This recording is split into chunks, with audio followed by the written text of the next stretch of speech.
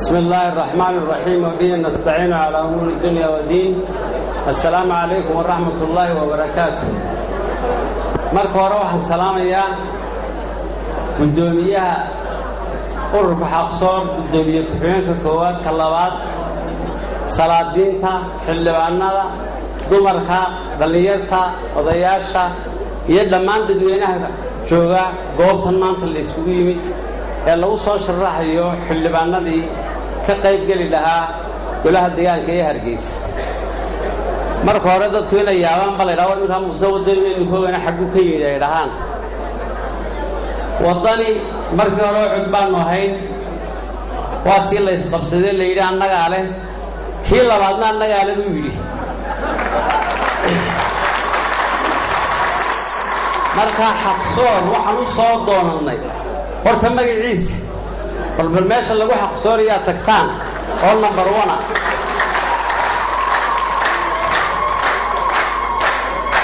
haddii ururadii axsaabtii rag sheegteen kii cusbaana la sheegtay warkaasa ugu dhowaan isdhoo dadka wax xaqsoori karaya talabaadee aan u dooranay waxa weeye xasan ciise jaamac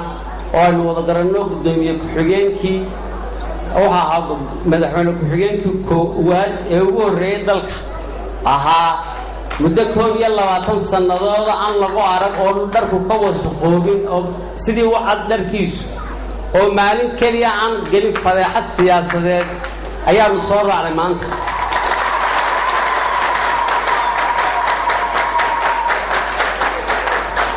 tasaddexaad calankan laa ilaaha illa maxamed rasuulullah baa ku qoran cadaalad buu u baahan yahay waxaan anigu isiri markii aan salaatul istikhaara tukaday war ninkaasaa ugu diin badan dalka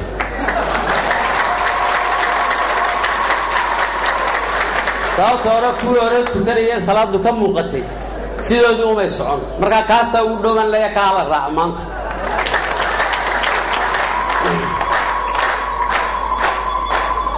taariikhduna way qorantaa waxa weeye meeshani dalkan Somaliland waxay naga xumaaday saddexdii xisbi hore way naga xumaaday kuwii labaad ee la sameeyay bar badan bay naga xumaaday jirtaba marka aynu ku dadaalno inaan dadka u cadaalad soorno oo uu xaq soorno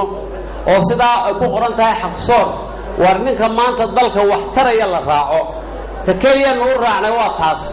ina taan lagu raacdaan doonayna qolooyinka deegaanka loo soo sharaxay waxaan u rajaynayaa inuu ilaahay guusha siiyo ragga badankooda oo wada garanaya oo qaar badan oo anagu wada ku jira waxaan leeyahay idinkuna ilaahay ugu guuleeyo dadaalna keena hawareerteen oo ugu jirta